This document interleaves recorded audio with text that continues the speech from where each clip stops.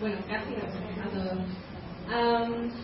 Esta ha sido una velada prácticamente de sorpresa, porque digamos que lo que yo venía a plantear, que era una necesidad por buscar nuevas formas para investigar en la web, ya la que fue mi tutora prácticamente ha planteado acá todo un nuevo proyecto que ha sido sorpresivo no solo para mí, sino para creo que todos los miembros de MT. Entonces, con esa cibergrafía 2.0 que probablemente aplicaremos en las próximas investigaciones, seguramente esto se mejorará. Esto es apenas un primer adelanto de una cuestión muy loca que nos estábamos o nos propusimos en cierto momento, que era estudiar lo que pasaba en Twitter el día de las elecciones en Venezuela, ¿no? Digo muy loco porque no tenemos manera, metodológicamente hablando, precisa de estudiar quiénes estaban allí, ni qué era lo que hacían, ni siquiera cómo recoger esa data. Cosa que poco a poco hemos ido enmendando con ciertas herramientas que hay en la web y con ciertos programas que nos han ayudado a crear desde otros centros de investigación de la Universidad de Zulia.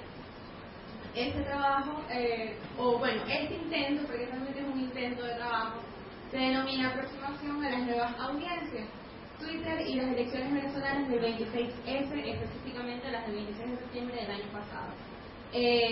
Parece poquito, ¿no? La muestra parece que fuese algo mínimo, pero ya nos vamos a dar cuenta que el conteo total de tweets recopilados durante ese día fue bajo.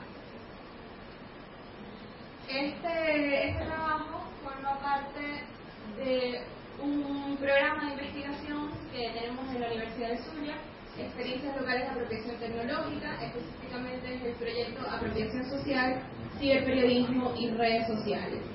La investigadora responsable, pues la profesora Marisa García. Ahí estamos Alfredo Montilla, Juli Castañeda y Daniela Frías.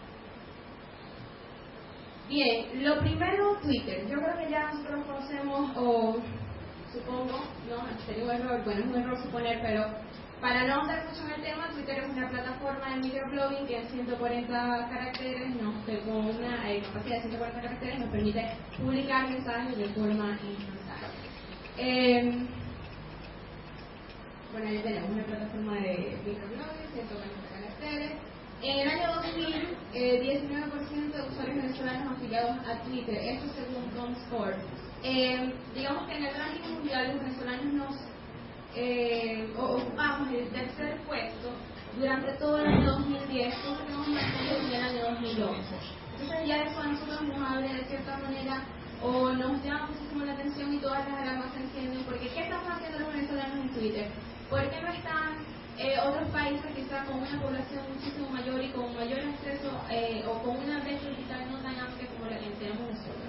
¿Por qué no está, por ejemplo, en primer lugar Estados Unidos? ¿Por qué no está en primer lugar el Reino Unido, Alemania, Italia? Es decir, los tres primeros países que prácticamente estuvieron durante el año 2010 o que se les reconocen, según esta compañía, como más usuarios o con los usuarios más activos en Twitter son prácticamente países emergentes. Está Indonesia en primer lugar, está Brasil en el segundo y Venezuela en el tercero. Entonces esto, por supuesto, ya enciende todas las alarmas y nosotros nos preguntamos qué hacemos nosotros en Twitter para estar presente durante todo el año 2010 en sus estadísticas. Ocupamos el tercer lugar relacionado al uso de la herramienta. Además, se registra un crecimiento significativo del número de conectados en el país, según esta misma compañía. Según ellos, el 25%. 25-30% creo que es una cifra aceptable de los conectados en estos momentos en Venezuela a Internet. Todavía cifras oficiales sobre los venezolanos que están en Twitter o sobre usuarios relacionados a Venezuela no hay realmente. Se habla de 1.800.000, de 2 millones de usuarios, de 1.500.000. Realmente creo que conocer este 1.800.000 o esos 2 millones de usuarios creo que va a ser el próximo reto de los programas que vendrán, de los proyectos que vendrán.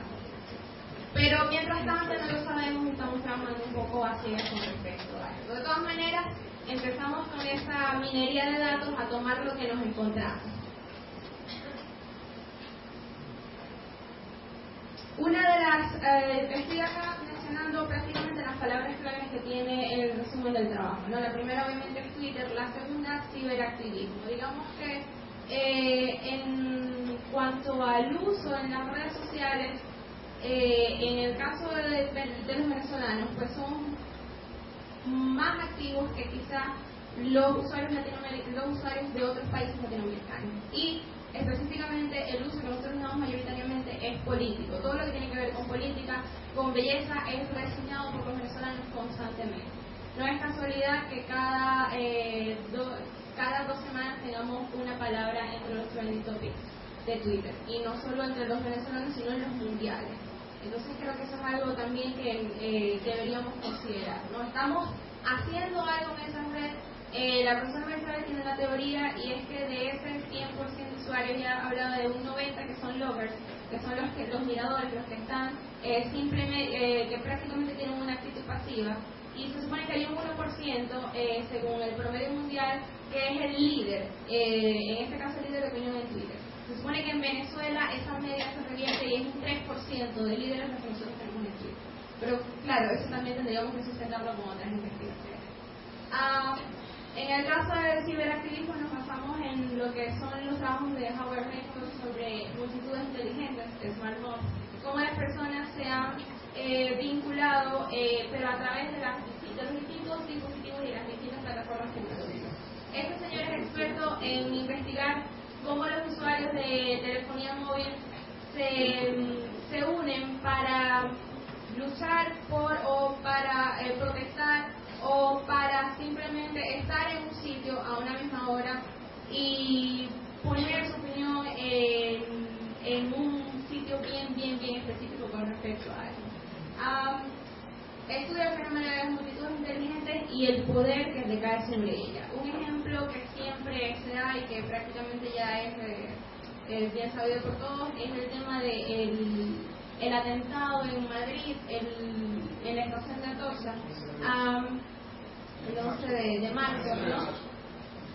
Las personas, o digamos los españoles que salieron ese día a las calles a protestar, fueron convocados a través de la telefonía móvil, y fueron convocados por un ciudadano común que prácticamente hizo el llamado a otro, y así sucesivamente fueron reenviándose esos mensajes en cadena hasta lograr la concentración multitudinaria que tuvieron. Entonces, este señor estudia un poco cómo a través de la telefonía móvil y ahora a través de otros dispositivos, pues estamos como que más conectados, pero más conectados para lograr algo bien específico. Prácticamente estamos trabajando a modo de tribus urbanas, según nuestros intereses, según lo que nosotros queremos lograr. En esa misma medida nos unimos a los grupos. La otra, bueno, con respecto a la participación ciudadana en el ciberactivismo en Venezuela, ya tenemos un trabajo que se realizó en la maestría en Ciencias de la Comunicación. Liliana González hablaba sobre la participación ciudadana del venezolano en Internet para el año 2004. Ella prácticamente lo que hizo fue estudiar los foros y las listas de discusión de Yahoo y Hotmail durante el año 2004. Encontró que prácticamente fueron concebidos y utilizados como un espacio para debatir sobre todo, sobre un tema en ese momento puntual que era política. Bueno, ya creo que los que vivimos acá sabemos muy bien qué era lo que estaba pasando en el país en el año 2002, 2003, 2004, tenemos nuestros referentes. Entonces digamos que en ese momento, que apenas era un 7% de venezolanos que estaban conectados, se fueron a las redes, en este caso se fueron a las listas de discusión para comentar lo que no tenía cabida en los medios de comunicación tradicionales. Es decir, aquello que no salía publicado en prensa, que no salía publicado en televisión y radio, era comentado a través de esa vía, y ella inclusive lo respalda en el trabajo que realiza.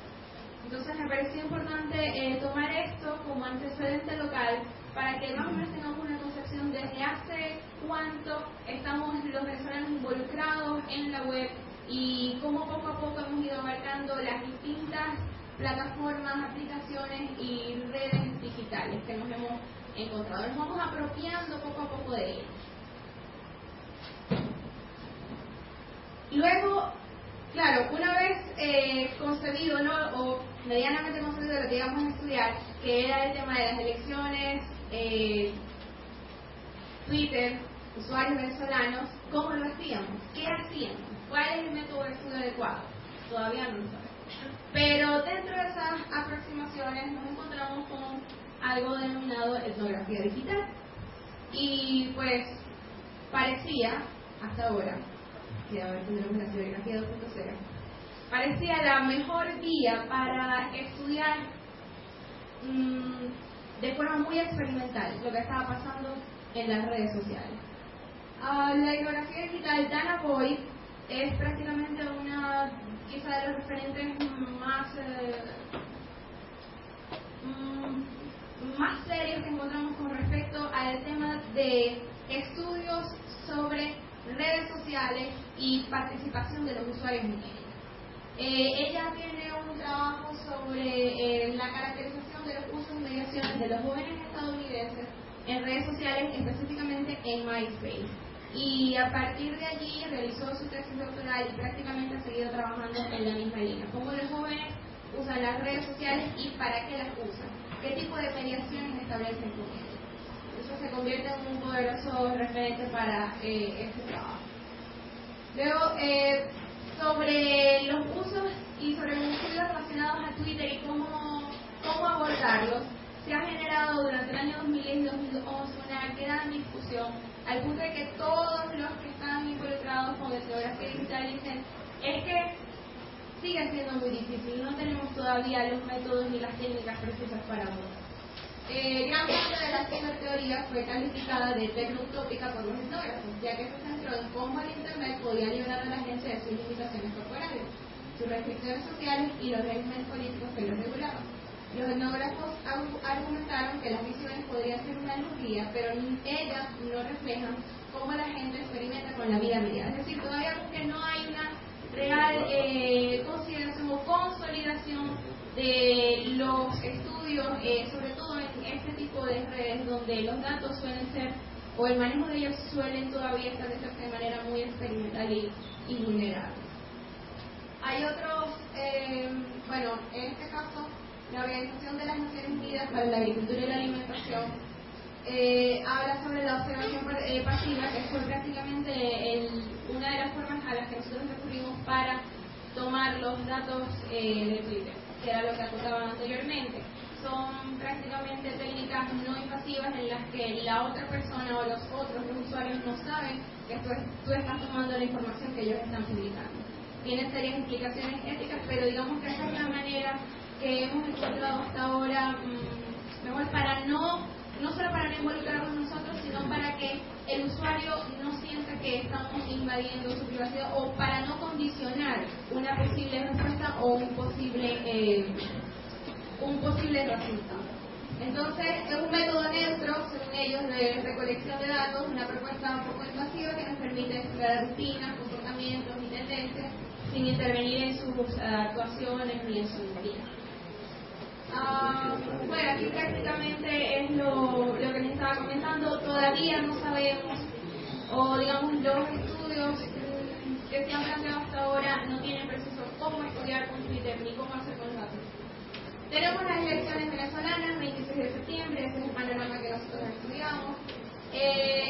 Usamos esta etiqueta porque se había hecho un monitoreo durante la semana anterior y resultó ser en ese momento la más usada y aparentemente una etiqueta neutra, inofensiva, es decir, usada tanto, sabemos que tenemos un país dividido y digamos que era una etiqueta que estaban dando las personas de una tendencia oficialista, denominada oficialista, y personas de otra tendencia también denominada oposición, inclusive aquellos neutros en la país. ¿Cómo hicimos o qué hicimos nosotros para recoger esos datos? El día de las elecciones usamos de todas las herramientas que encontramos en la web, esta nos pareció la más adecuada porque era la que presentaba quizá los resultados con mejor precisión. Ya habíamos hecho unas pruebas con otras herramientas y ellas tendían a repetir los tweets y no nos interesaba. Entonces usamos de Archivist, que es una herramienta en la que uno coloca la palabra clave que quiere rastrear y él te va a generar en cuestión de 5 minutos los resultados que encuentre en ese rango de tiempo. Esos resultados uno los puede descargar en un blog de notas o en Excel y luego procesarlos. Entonces, bueno, tuvimos de primera mano esa herramienta, pero el problema luego vino cuando nosotros quisimos procesar esa data. ¿Cómo hacíamos? Porque teníamos millones de hojas de cálculo con millones de, o bueno, no millones, sino miles de tweets y cómo hacer. Nos acercamos a los ingenieros, no resultó.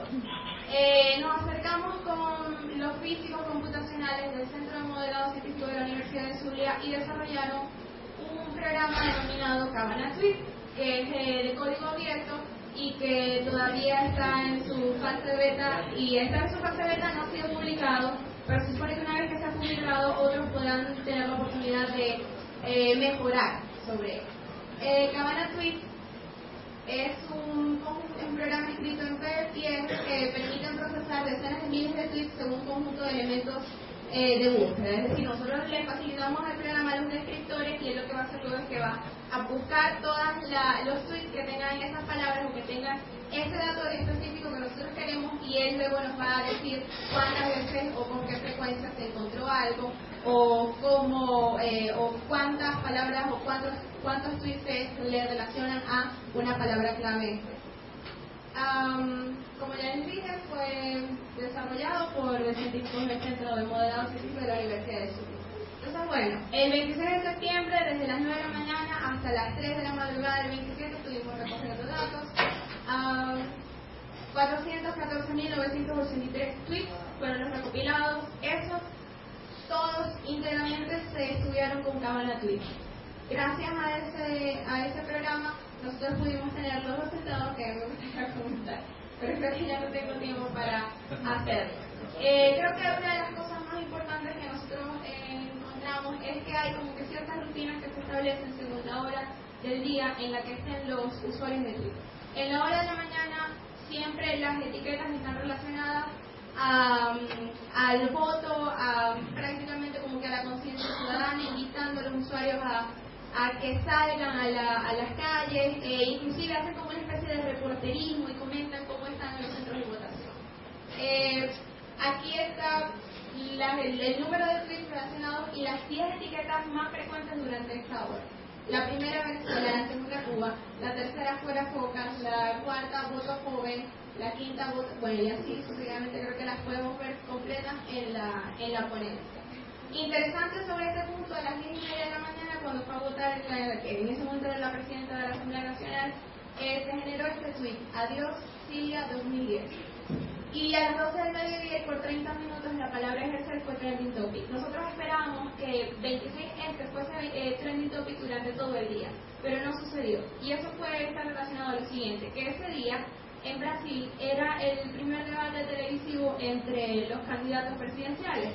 Y obviamente los brasileños, que ocupan el segundo lugar entre los más usuarios de Twitter, abordaron totalmente las redes, y la mayoría de los trending topics que uno veía mundiales en ese momento eran en portugués, porque estaban relacionados a lo que estaba pasando, a toda esta jornada de debate. Entonces, como hasta las 8 de la noche, los venezolanos no tuvimos oportunidad de posicionar nuestro trending topic. Cuando lo hicimos fue a las 12 del mediodía y por 30 minutos.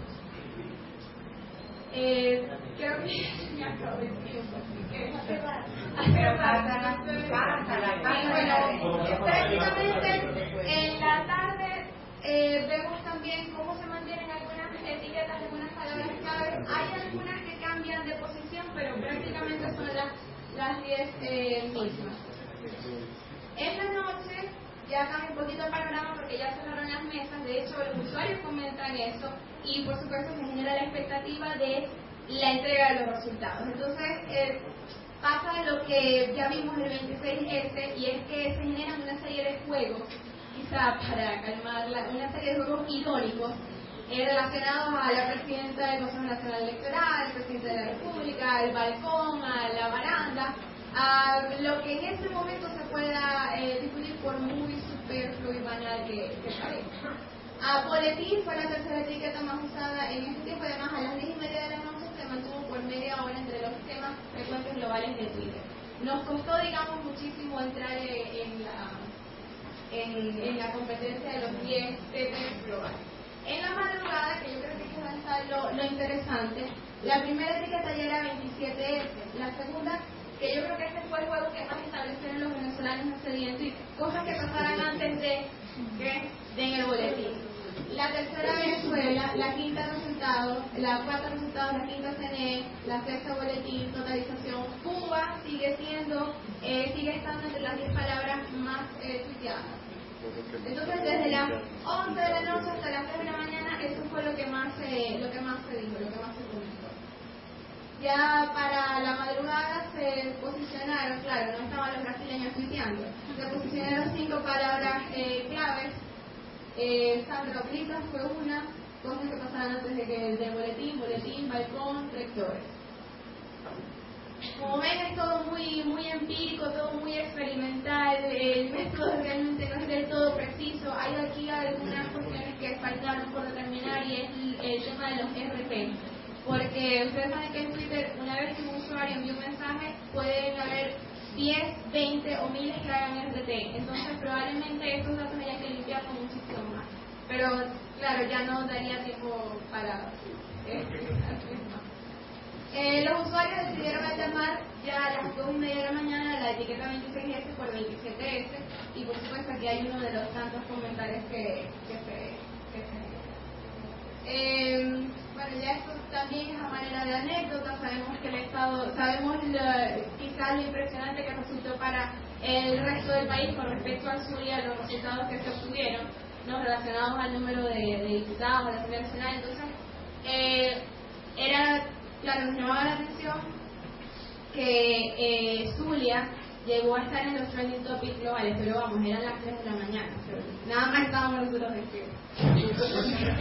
Para ese momento Venezuela había posicionado 8 palabras clave.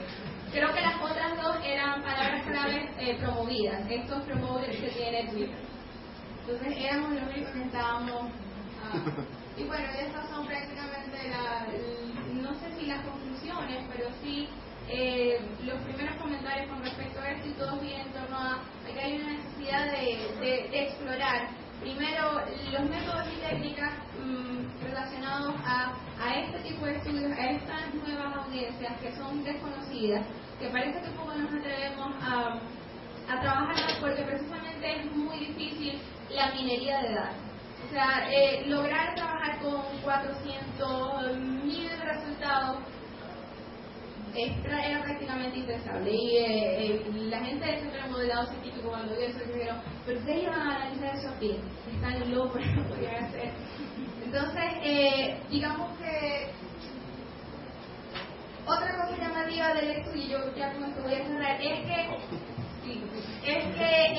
surgieron algunos trending topics, unas palabras claves dentro de la jornada diaria, y eran RCTV, Franklin Brito y William Lara.